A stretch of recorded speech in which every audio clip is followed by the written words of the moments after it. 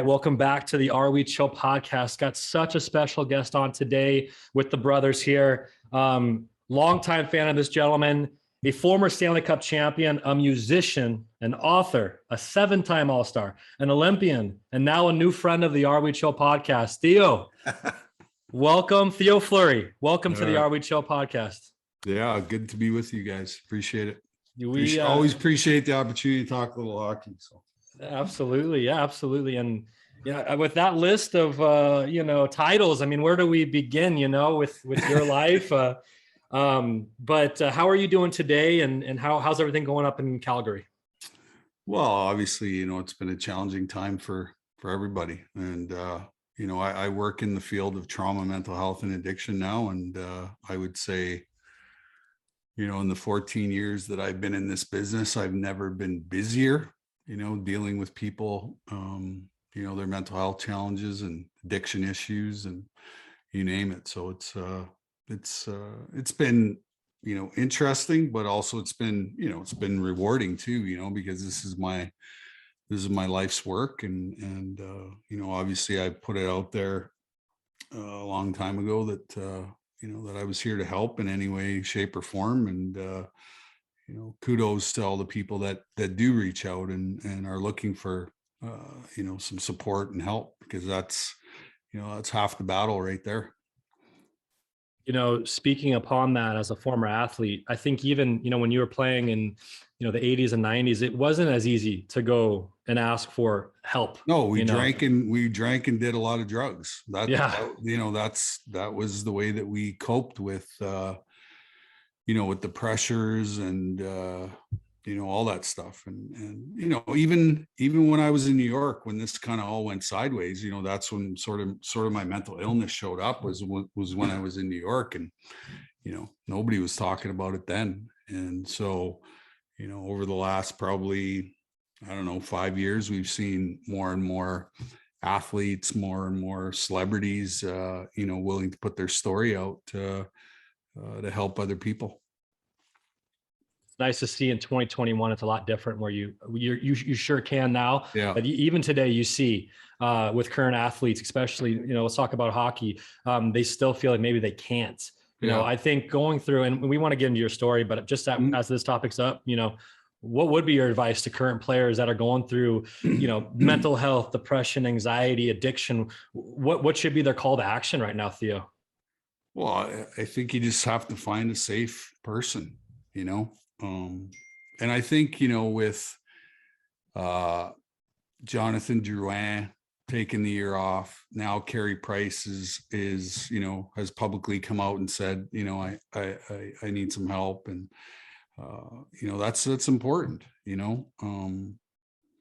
and obviously, the NHL program, has really stepped up and taken an active role in finding these guys the help that they need. So, but, more importantly, I don't like to single out one entity as having an issue, because, the biggest epidemic on the planet is not COVID, it's actually mental illness. And, we've seen a huge spike in, depression, anxiety, suicidal ideation, opioid use, alcohol use, and so, it's right in our faces right now. And the unfortunate thing is that, there's not enough skill for the amount of people that actually need help. And so that's why we're seeing these numbers spike in every, category. And, the really sad thing for me is the amount of children now, as young as, 7, 8 years old, who are dealing with, mental illness. And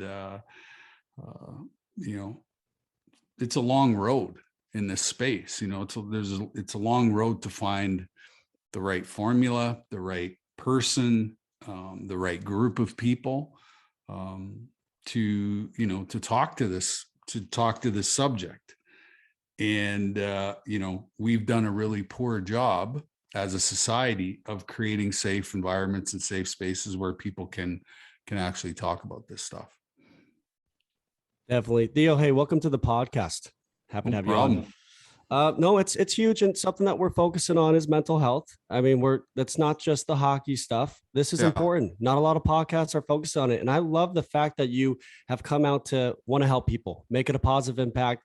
But most importantly, you want people to relate with you.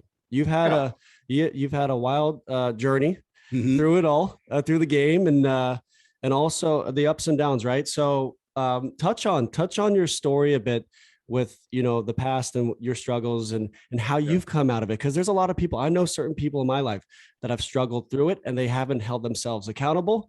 They haven't went head on it. And they have fear and coming out and saying, hey, this is what I got going on. Cause they're worried about being judged. I think that you've been through it and you've come out the other end. Tell me a little more about that. Well, you know, I knew that if I wasn't going to get help, that I was probably going to die. Okay. And, you know, 16 years ago or 16, 17 years ago, you know, I had a fully loaded pistol in my mouth, ready to pull the trigger and end my life. And, you know, I was unsuccessful, which basically was a message from the universe that, you know, I had more work to do, not only on myself, but you know, there was a bigger reason why I didn't pull the trigger. And I actually, you know, wanted to live, but I couldn't live the way that I was living. And so that's when I reached out and asked for help. And thank God somebody was there when I reached out. And, you know, I've been on this journey, like I said, now for, over 16 years. And, and it's all based in trauma. My story is based in trauma. You know, I grew up in a home where both my parents had their own trauma, which manifested itself into addiction as a coping mechanism. And then, you know, and then everybody's all familiar with my sexual abuse story as well. And so, you know, those were the two sort of events that happened in my life that you know, caused me to have lots of problems and lots of issues. But, you know, the one saving grace for me was hockey. You know, hockey was my happy place. And you know, when I stepped into that 200 by 85 square box, you know, I didn't have to think, and I could just be, and I did something that I absolutely love to do, you know, and they actually paid me to do it, you know, which I probably would have done it for free because, you know, it was my therapy. It was my everything. And you know, obviously I played the game that way. You know, I played with my heart on my sleeve, and you know, I had an abundance of talent and, you know, the will to compete and the will to win. And you know, it carried me a long way. You know, you have a great quote, Theo, that I absolutely love. It's trauma is the string that binds us all together. Yeah. From our personal experience, we lost our sister back in 2014.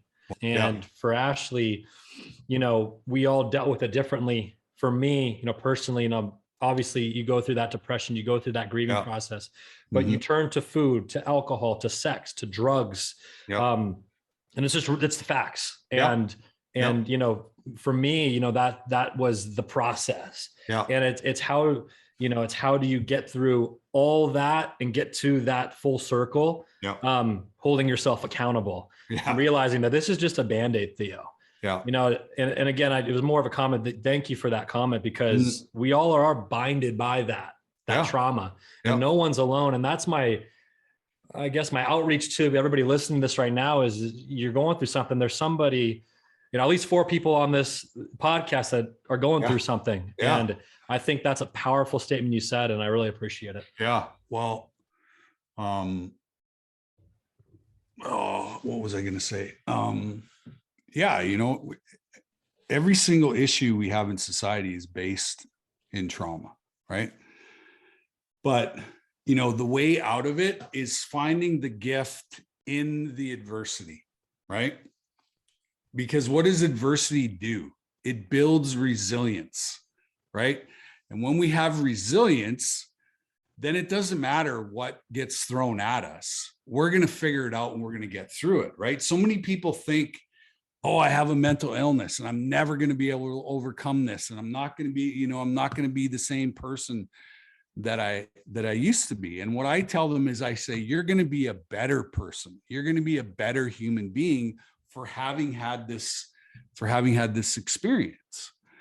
And then when you get to the other side, what do you want to do? Well, you want to advocate so that nobody feels alone like we felt alone going through our own struggles, right? And relationship is the way out, right? Finding somebody, talking about it, sharing that experience, right? That's what this is all about. And, when I wrote Playing with Fire in 2009, that's ultimately what changed my life, because, going into it, I really felt that I was the only person who'd been raped 150 times by their coach. And I went out on the book tour and I got run over by people, like 5, 10, 15, 20 people were coming up at every book signing and saying, hey man, I read your book and you told my story. Me too. Right. So I was a part of the Me Too movement before it even started. And really what happened was I stepped into my true purpose in life. The real reason why I was put on this earth was not to be a hockey player, but, to be this guy in this space, which provided a safe environment for people who've been carrying around secrets, right? We have a saying in 12-step, and it's very powerful statement is, you're only as sick as your secrets, right? And, for 27 years, I was carrying around a secret, and I was sick, physically, emotionally, and spiritually sick, and when I put all those secrets on paper, turned it into a book and put it out to the universe, I found the true purpose for my life. And Theo, you didn't have an average career. You had a hell of a career. Mm-hmm. All right. Yeah. And I mean, you're big time out in Canada and all over. And that's cool though, that the fact that now you have all these people that you can go to and help that know of you and that can come out. I love that these book meet, the meetups and stuff saying, me too. Yeah. Wow. If he can do it, I can too. Exactly. It's being vulnerable and being open and being able to show. And I really believe that's the first step in the process. Absolutely. Is you got to tell your story. Right. Yeah. And what I always tell people is there's no courage in judgment. You don't need any courage in judgment, but it takes a tremendous amount of courage to tell your story. And you get to tell your story whichever way you want to. Why? Because it's your story. And the people that point the fingers, my grandpa has this saying, if I point one finger at you, guess what? There's 3 pointing right back at me, right? So, and unfortunately, that's the stigma that's attached to, any kind of affliction, is the fear of being judged. And you know what I say to that? Fuck you. It's fuck like, him. Fuck him, Theo. Fuck him. Exactly. Fuck him. And yeah, like I really think we need to do a better job of letting people share their deepest, darkest secrets, because when you release all that stuff, it's like a purge, and it's out there, and I don't have to hide anymore. I don't have to, mask it with alcohol and drugs and wine, women, and song and all that stuff. I'm honest, I'm open, I'm willing, that's important. And what I'm finding out, you're usually weeding out the bad women when you stop doing all that. Oh yeah. And they stick Absolutely. around if they truly love you. Yeah. Well, you end up surrounding yourself, with the people that you need in your life, people that can help you, the people that can, get you to the next level of healing, whatever that looks like to you. Quality over quantity, Theo. Yeah. Quality over quantity. I often think about, you know, all the people I was surrounded by, you know, when I was playing in the NHL, right? You know, people blowing smoke up your ass, people taking advantage of you and, you know, asking you for money and all kinds of shit, you know, and it's amazing, you know, I don't have any money anymore, you know, and guess what happened? My phone stopped ringing. Is that a coincidence? No, it's not, you know, but I'm definitely a better quality human being, you know, because of all the things that I went through, you know, and a lot of people who are, you know, sort of stuck in that place, you know, they have a lot of fear and they don't know what to do. And, you know, so it's great that, you know, we're on a podcast talking about, you know, it's okay. You know, it's 100% okay to feel the way that you're feeling. And, you know, what I always say too is, you know, if you struggle with mental health challenges, guess what? You're in the majority, not the minority, you know, and we're seeing that being played out in real time. Money certainly doesn't buy you happiness. And when the music dies down, you truly see who's around and who's not. And I think that's probably the beautiful thing about life, honestly, when you could see that. Yeah. You did mention, Theo, that hockey was your safe haven. That was your happy place. Yeah. When Stanley Cup champion, Olympian, all-star, Theo, when did that stop being your happy place for you? Well, I was a guy, I hated working out. I hated practice. Organized practice, didn't like organized practice. And, you know, when you play 15 years, you know, you get tired of traveling. You get tired of putting on the equipment. You get tired of, you know, practicing, you know. And I was a guy that no matter what kind of shape I was in, you throw a puck out in the middle of the rink, and I'm going to give you absolutely everything I have. And that's what made me great, was I competed at the highest level, that I was willing to die in order to win, you know, and that's what made me great. That's what helped me overcome, you know, the size thing, right? Was I competed at the highest level. I hated to lose. And you know, I was drafted 471st in the NHL draft because the first year of eligibility, I didn't get picked. And then the second year I was eligible, I didn't get picked to 166th overall. And I always tell kids, it doesn't matter what number you get drafted. The number is an opportunity. That's all it is. You get an opportunity to go to a training camp and you get to show what you're made of, right? And I always say it's where you finish. And I sit 61st in all-time scoring in the NHL. So, you know, and let's face it, I had to take a whole bunch of non-believers and turn them into believers. And I went to my first training camp in Calgary, and, you know, the whole entire organization never thought for a second that I would become the franchise player for the Calgary Flames.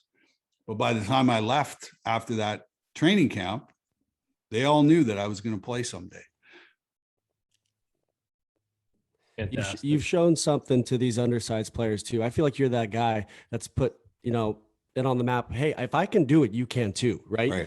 And I mean, there were big boys back in the day. You had a lot of, I mean, I'm telling you, spread out talent. You had guys like, I mean, Gretzky, Lemieux, Sakic, Yzerman. Compared to now with the Matthews and the Crosbys and the McDavids in the world, there was so much more spread talent, top tier talent, which you fall into back in the day. Now, going back to the draft number thing, I totally agree with you.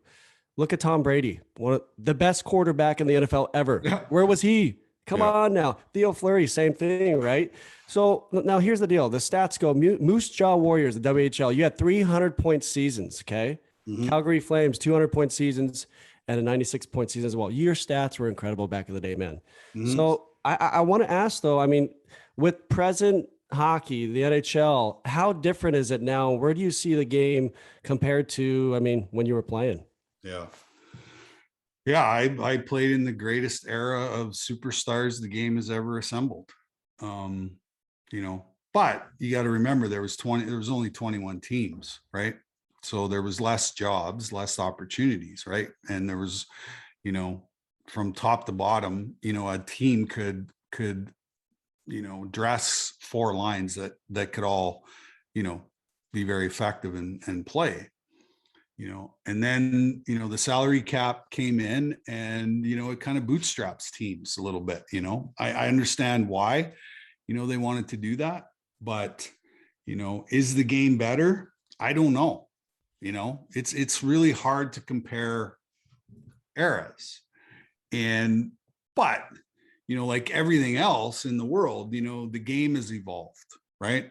You know, I didn't even go to the draft. Kids now show up to the draft with an agent, a nutritionist, a financial planner. You know, it's a big business. Okay. And what I find interesting is you have 23 businesses within the big business. Right. And so who are these guys listening to? Well, they're listening to people that are on the payroll, right? Because those people have more influence than the general manager, the coach, and you know, the upper management, right? So how the hell are you going to build a team of people when they're only looking out for themselves? You know, that's really hard. And you know, another thing is I see as a coach, the hardest thing for a coach to do is get Austin Matthews and Connor McDavid and Leon Draisaitl to play without the puck. And, you know,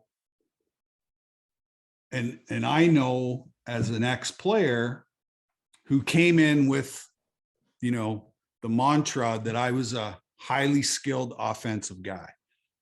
Well, there's only so many minutes in a game for that guy to show up. The rest of the game is about defending so that you can get the puck back, right? And the guys that figure that out, Steven Stamkos, Braden Point, guess what happens to them? They win Stanley Cups. Right? Back to back. Yeah. So when Connor McDavid, which I watched the Flames game the other night, in the last 5 minutes of the game, they were up 4-2. He dumped the puck in 4 times. And I went, oh, okay. He's finally figuring it out. He's finally getting it that I don't need to score anymore. Right? I need to defend the lead and I need to be an example for the rest of the team, because what has been our biggest problem? Since I got here, we can't defend. And if you can't defend in the playoffs, you're going out in 4 straight. Right. So, and you know, 1989, I played on a team. We could beat you any way you want. You want to turn it up offensively? Let's go. You want to lock it down, play a defensive game? No problem. You want to fucking drop the gloves? Let's fucking drop the gloves. Right. So, you know, these kids need to know that there is way more aspects to the game. And you know what happens?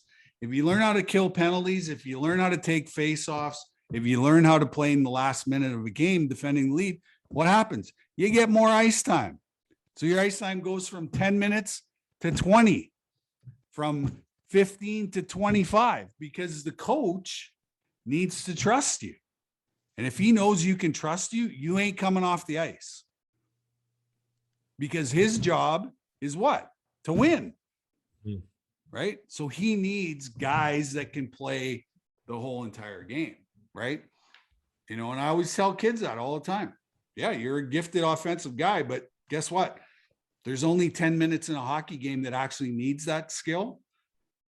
The other 50 minutes needs face-offs, needs penalty kills, needs defending. And that's the only way you're going to get ice time, is if you become an all-rounded player. The producer has a question once in a while, you know, but thanks again for coming on. But you mentioned the 89 team and going through like Doug Gilmour, Joe Nieuwendyk, yourself, Laney McDonald on the team. What was it like bringing the first Stanley Cup to Calgary and doing it with those type of guys, especially you see it every year. It's like, when's the last time a Canadian team won it? Just Montreal being in it this last year was insane, So like to be able to bring the first Stanley Cup to Calgary and with those two superstars too, how was that experience? Well, I was a rookie, so I was the fourth line centerman on the Calgary Flames, which for me was a pretty easy role to play because I was playing maybe 4 minutes a period, and I was playing against the other team's shitty fourth line. Right. So there was lots of opportunities for me to be sort of a game breaker or a difference maker in the games. But I tell you, I couldn't have been mentored by a better group of guys when I got to Calgary. Right. From top to bottom, that team was, not only a great hockey team, but we had quality human beings and quality people. And, we were a real small market team. So, we were in the community doing charity work and all kinds of stuff. And that hasn't changed in 40 odd years in Calgary. That hasn't changed. We have one of the best alumni associations in all of hockey, and we're still involved in the community, and that's important too. That's another side of the game that as a retired player, me being involved in charity work while I was playing the game. And when I retired, guess what happened? I could go to those people and say, hey, I need a job or I need something to do, or, you know what I mean? So those relationships are really, really important post career, but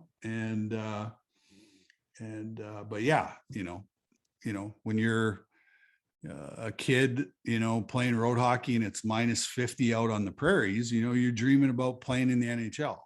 And then when you get to the NHL, you dream about winning Stanley Cups.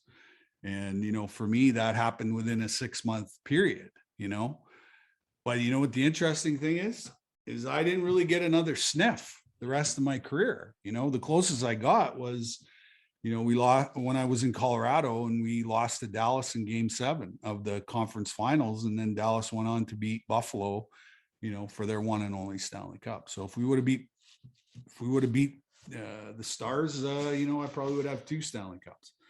But, there's a reason why it's the hardest trophy to win. It's a rare bird, Theo. It's a rare bird to win. And it's the hardest championship, in my opinion, in all of sports to win from a mental, physical standpoint. I got a 2-parter for you. And the first part of it is, what is your involvement in the game today? Mm-hmm. Currently, if that's with the Flames or any other organization, do you have players reaching out to you today for any sort of advice all around the board? And if the NHL came to you today, Theo, and they created some sort of program, honing in on mental health and addiction, would you, I guess, be the founding father of that? Would you want to lead something like that if they came to you to run something? Yeah. So I'm not involved in the game at all in any aspect. And,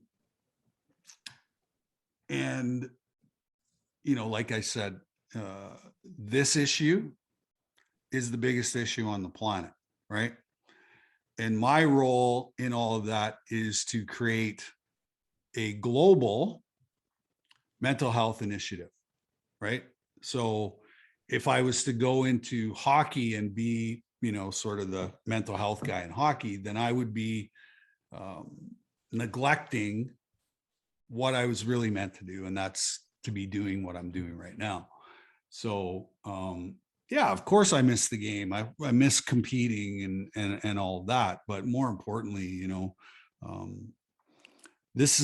I really believe in my heart of hearts, this is the biggest problem on the planet that needs to be solved.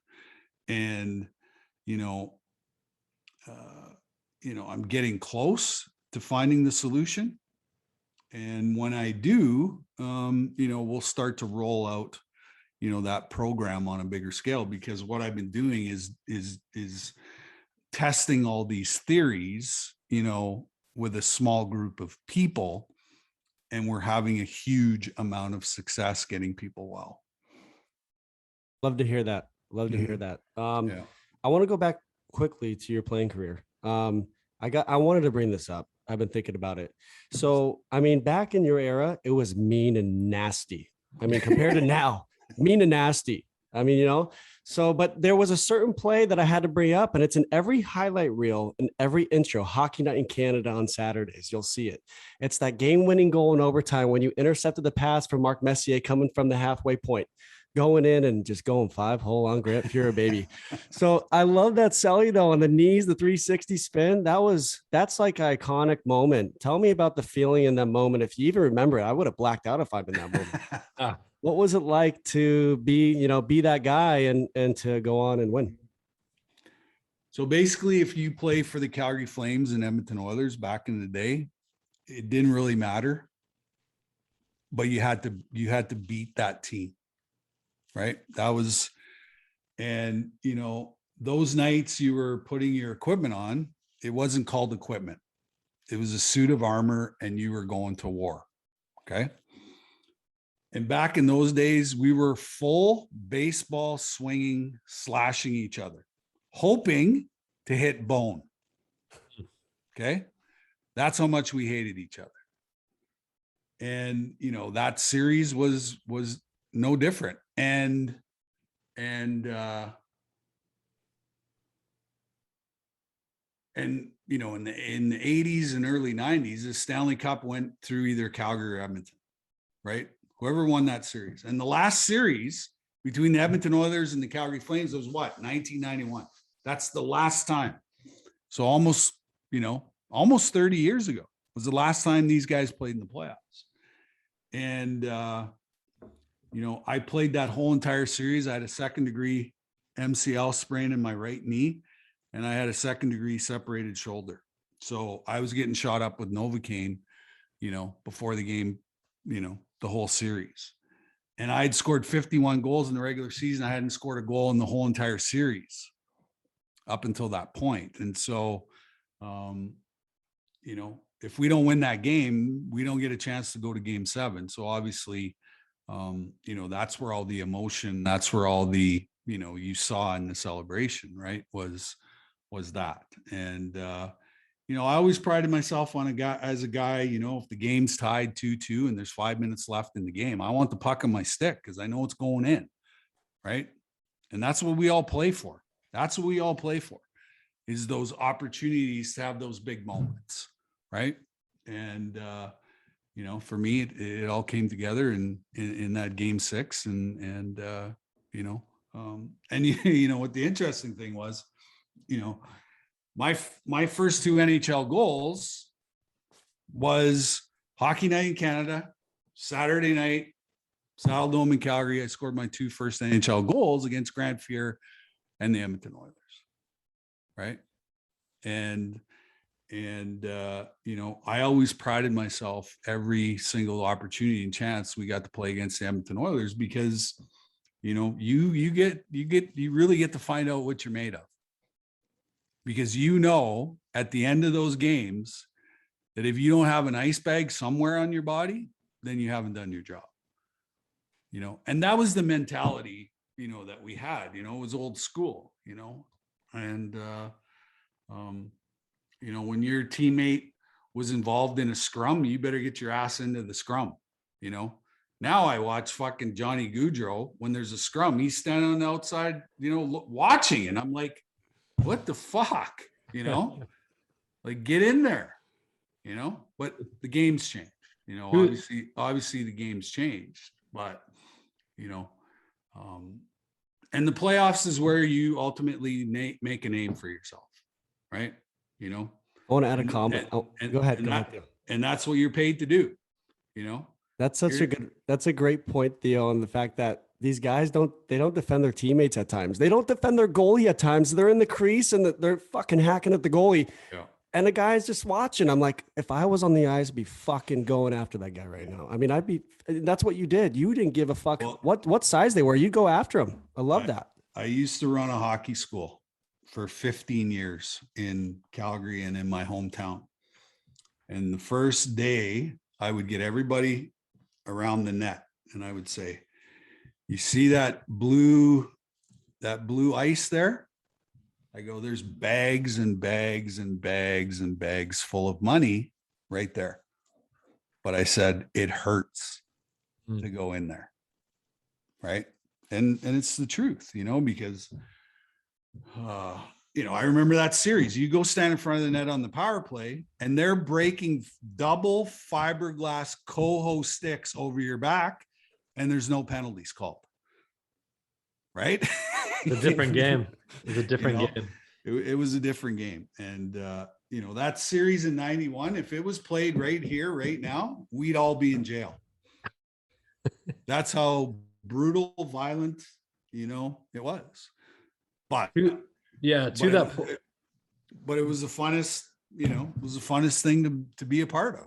It's so different, Theo, to today's game. It's unbelievable. But to that point, though, you kind of see the new age of players kind of mirroring some of the older players like yourselves. Talk about Matty Tkachuk on the Calgary Flames, right? Yeah. Obviously, his old man probably taught him a few things, but man, I would trade probably most of the roster of the Ducks for a guy like Matty. Yeah. Talk about his play, and do you see a little bit of like yourself and some of your teammates back in the day in Tkachuk playing for the Flames? Yeah, absolutely. I would have loved to play with Matthew Tkachuk. Can you imagine the fucking chaos would cause us two guys around? Call the CIA, eh? Come on now. And the guys that play like that, they basically own the league. Oh, right. So true. If you're aggressive, competitive, hate to lose guy, Braden Point doesn't take any shit either. Brad Marchand doesn't take any shit either, so, and I'm sure that NHL general managers that have been around the game for 40 or 50 years, those are the guys that they're looking for. But they're few and far between, right? And what I find is, everybody can skate. That's why the game is so fast, is everybody can skate.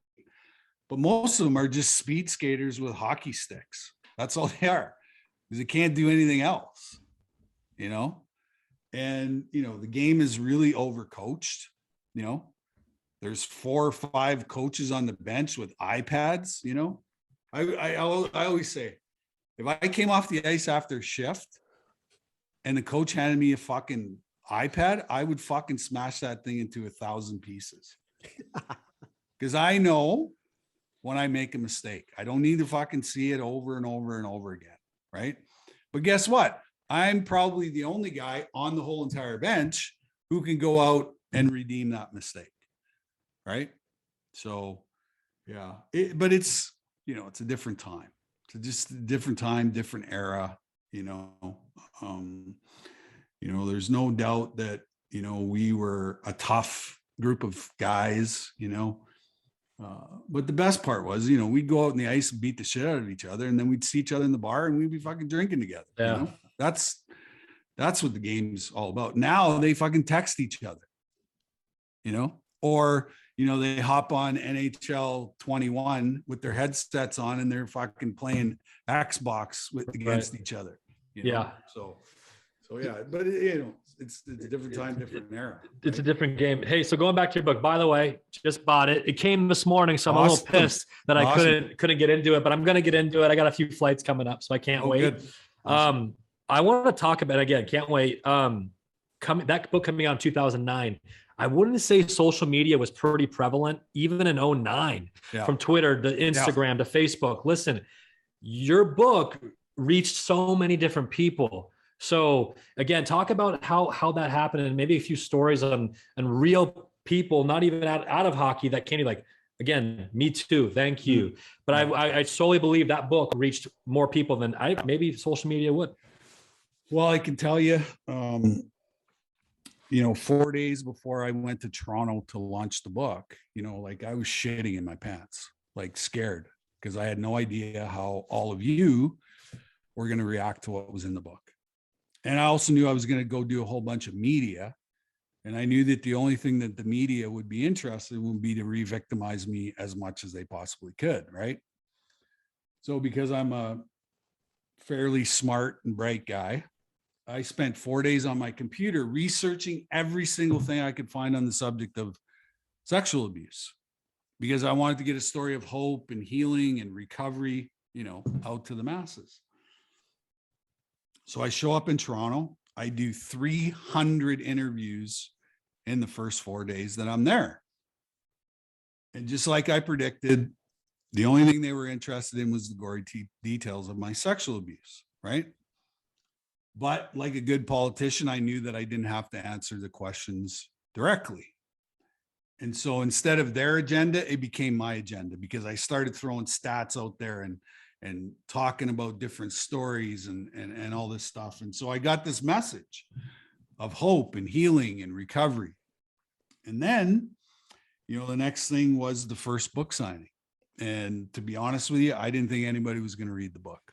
I thought I'd show up and sign 10 books and go to the next town, sign 10 books, so on and so forth. So I show up at the biggest bookstore in Canada in downtown Toronto, and I walk through the front doors of the bookstore, and there's 400 people standing in line with my book. And I'm like, what the fuck are all these people doing here? Like, I didn't expect this. So I sit down at the book table and I start signing books, and out of the corner of my eye, I spot this guy in line. And he's got my book clutched against his chest. His face is buried in the floor, and he's walking really slow, and his sweats are ripped, and his t-shirts, dirty, his hair's greasy. And I'm like, I wonder what's up with this guy. So I follow him all the way in the line. He gets to the front of the line. He puts the book on the table, looks me in the eye, and says, "Me too." And that's when I knew exactly the reason why I wrote the book. And like I said, it hasn't changed. That was 14 years ago. Every day, this thing is full of messages, of emails, of people, reaching out and looking for help, So, and like I said, ultimately writing that book, I found the true purpose for my life. And that was to be involved in this space, for the rest of my life. With that moment of that gentleman coming up to you saying that, clinching the book, could you say that's bigger than lifting the cup? 100%. I would trade my Stanley Cup, Olympic gold medals, World Junior. I'd give it all back to be able to, change somebody's life. I love that. Because, ultimately, I really believe that's why we're all here. We weren't put on the earth to suffer in silence. We were put on this earth to be in relationship with each other and help each other get through the most difficult times in our life. Right. But I can tell you that hockey, everything I have, experiences, money, everything. I got a free education for 40 years, being a part of a team, being a part of the National Hockey League, getting to hang around with Wayne Gretzky, Mario Lemieux, Joe Sakic, Steve Yzerman. And I got an opportunity to watch these guys and watched how they led, where every single person, from the guy that made the coffee in the morning to the guys that parked the cars out back, those guys, the Gretzky's, Lemieux, the Sakic, Yzerman, Messiers, they made those guys feel a part of what we were doing. Right. And so I took all of that knowledge and I transferred it into what I'm doing today, and that every single human being matters, and no matter what your experience, no matter what you've been through, you can pick up the phone, or you can pick up social media, or you can email me, and I guarantee you within a half an hour, I'll get back to you, and that's what matters. Absolutely. Right? Theo. Is connection. Right? What's the opposite of addiction? Connection. Mm-hmm. The people who are addicted aren't connected. Mm-hmm. It's as simple as that. Right? And when we get connected to a group of people who are all trying to achieve the same thing, that's when we heal. Right? And it takes time. And it takes time. And it takes a long. It takes time. It takes a lot of time. You need to have patience. Because not everybody's going to get it right away. And that's why there's a lot of great hockey players out there who don't have Stanley Cups, because they didn't get that concept. They thought it was about them. They thought it was all about them. And, you can't win championships unless everybody's bought in, and when you get everybody to buy in, you're unbeatable. You never want to suffer in silence. So no, you don't. And, I guarantee you there's always somebody out there who's willing to listen. And 9 times out of 10, that's all I do. I never have to give advice. I never have to do nothing. Just as long as I'm present and attuned and looking them in the eye, that's all they need. Love that. Amen. Yeah. Dusty, what do you have to say? Yeah, I think I guess you like seeing now the kids that maybe you work with or that come to you or just in sports in general. Like we brought up social media and how much of that plays a factor nowadays with mental illness and just, you know, you pick up your phone and you could either be getting shit on for 24 hours straight if you miss a goal or, you know, whatever, or you could look at it and find all the love in the world, which is like kind of an influx. It's not real love, you know? So it's like, I think a lot of these kids that's what they take as currency is this new age of looking at the Twitter and Instagram. You know what this is? This is a dopamine and serotonin machine. That's what it is. Yep. And so, you know, people who get addicted to social media or get addicted to electronics, you know, that's what it's all about, is because their brain chemistry is off and they can't produce enough dopamine. They can't produce enough serotonin. And I'm one of those guys, right? You know, I'm one of those guys who's very deficient in serotonin and dopamine production. And, but you know, the reason why I say hockey was my happy place is because when I stepped on the ice, what is it? It's pure dopamine, pure serotonin, right? But when I leave the rink, I can't produce it anymore. So what do I end up doing? I end up discovering this white powdered substance that you stick up your nose. Well, what is cocaine? Cocaine is dopamine. Cocaine is serotonin, right? And so, you know, everybody thinks that my career ended because of my addiction. That's wrong. My career ended because I could no longer manage my mental illness. And I couldn't talk about mental illness because I didn't even know I had mental illness because nobody was talking about it, you know? And now, you know, having had, you know, 14 years of education and being involved in the space, you know, I can make these distinctions. I can make these claims. I can, you know, educate the masses. So, you know, that's important. You know, addiction's not a bad thing. Addiction saves a lot of people's lives to get them to a place where, you know, they get to that place of surrender. And then they start their path of healing and all of that. So, you know, it's important, you know, and there's so much shame attached to addiction because people just don't understand or won't take the time to fully understand why, you know, or the neuroscience that's behind addiction, right? You know, but it's okay to go to a doctor and get prescribed a synthetic version of cocaine. That's okay. You know, we have 7-8-year-olds on a synthetic liquid cocaine prescribed by Big Pharma. It's called Adderall. But that's okay. Right? And if I do cocaine, I'm the worst fucking person in the world. Yep. So what's the difference? Education, right? You know, for every recreational drug that's on the planet, there's a synthetic version of that drug being prescribed thousands and millions of times a day to people. And it's a different version every time. And that's where your story is so powerful. And that's the outlet where people, until you hear that story, like yours, that's the most powerful thing people can hear right now. And we're going to start winding down because we know, just being respectful, you got another interview to head to here soon, but we'll love to say something after you're done. Absolutely. From my end, Theo, again, this is just me talking, but I think it's a crime that, and I know you're busy. I know you have your journey and what you're doing, and it's amazing what you're doing with, you know, on your day-to-day basis. But I think it's a crime that you're not involved in the game. I personally want you to be involved in the game in some capacity. And again, with that mental health program, if that ever exists, but you do see players dying today from cocaine and other things. What is your lasting words? And there's a lot of people listening to this podcast, especially in the hockey community. What would be your advice? And we talked about it earlier, but again, what's your lasting message to those players right now listening? What should they be doing if they're feeling hopeless? Well, you know, the thing that blows my mind is that hockey teams don't have an onus on mental wellness, right?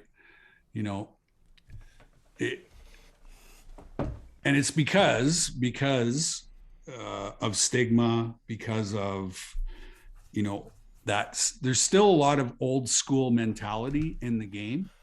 You know, they think it's a physical game, but it's not. It's a mental game, right? And 5% is ability and 95% is mental. The guys who are mentally tough and mentally strong are the superstars in the game because nothing bothers them, right? They have the skills and the capacity to take on tons of pressure, right? And the guys that can't are the guys that have 2, 3, 4-year careers because they can't handle the pressure. But what I understand is, you know, the brain is neuroplastic, which means it can be made to be better. So why aren't we doing more things? Like, you know, every dressing room should have a meditation room. Every room should have a yoga room. Every room should have, right, all this stuff. And nobody, Therapist. Somebody you can talk to, right? And you know, I see the next evolution of the game to be, you know, a real focus and an onus on mental health. Because if your team's mentally strong, you know, you're going to win the Stanley Cup every year. Like, look what Tampa went through in the last 2 years. Yeah. You know, and for them to win back-to-back Stanley Cups, those guys are mentally tough, mentally strong. They know how to deal with adversity, you know? Yeah. You give a lot of credit. And they have great leadership. And it starts with that guy behind the bench. Like, that's exactly what I was going to say. Cooper. Know, he's a smart guy. He's an intelligent guy. And he knows about neuroscience. He knows about mental wellness. Right. Yep.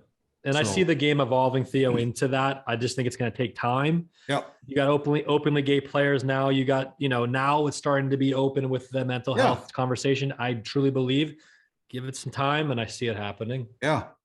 Well, I think, you know, that's the next evolution of, you know, hockey teams is you know, because I watch the game.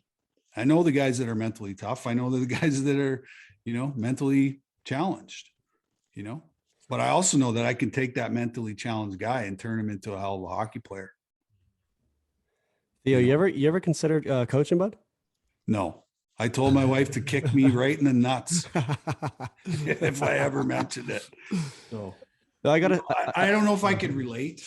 Yeah. You know, I see too many coaches who have to kiss their players' ass to get them to play, and I'm not that guy.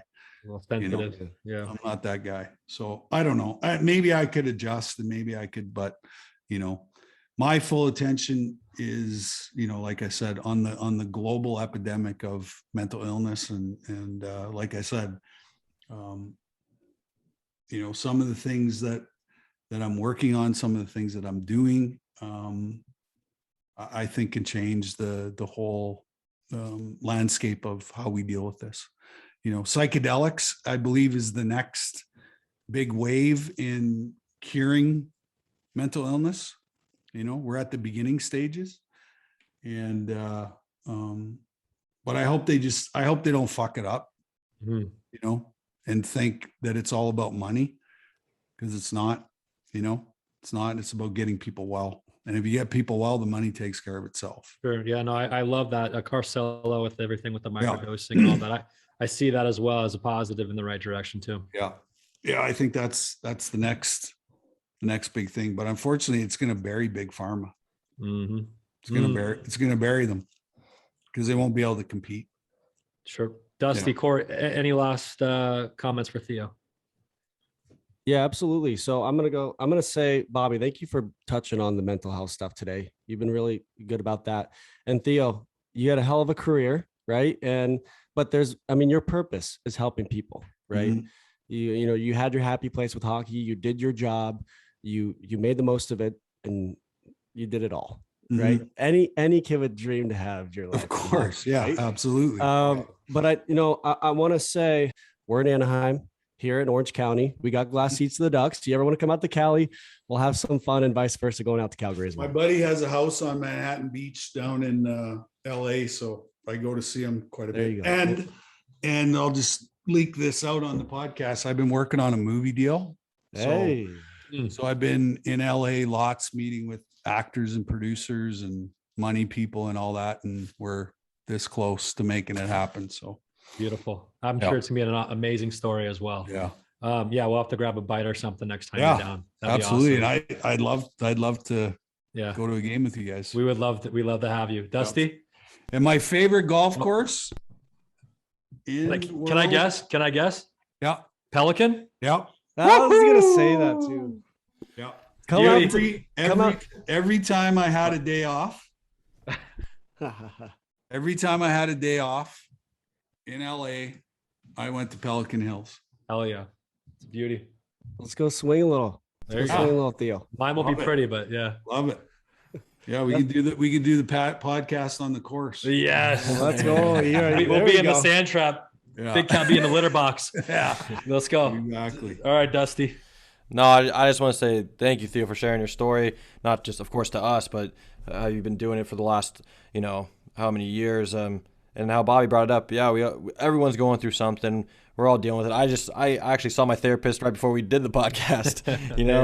And I was one of those kids that did get dosed way too much of Xanax to deal with our sister's death, and I recently just got weaned off of it, and because it doesn't make you a person. It makes you like a kind of a walking zombie, and luckily I've been able to get through it. But it's true, man. Even if you have a crazy close family or a support system, you could still feel that kind of loneliness or hopelessness. But you hear stories like yourself, and we're able to share ours a little bit too. I just hope it gives hope to other people to keep fighting, because you're not the only ones. Everyone deals with life's fucked up. And it's also great, but grief and loss is so prevalent on the planet. And it's a hard process to go through, and there is no timeline, right? There is no timeline.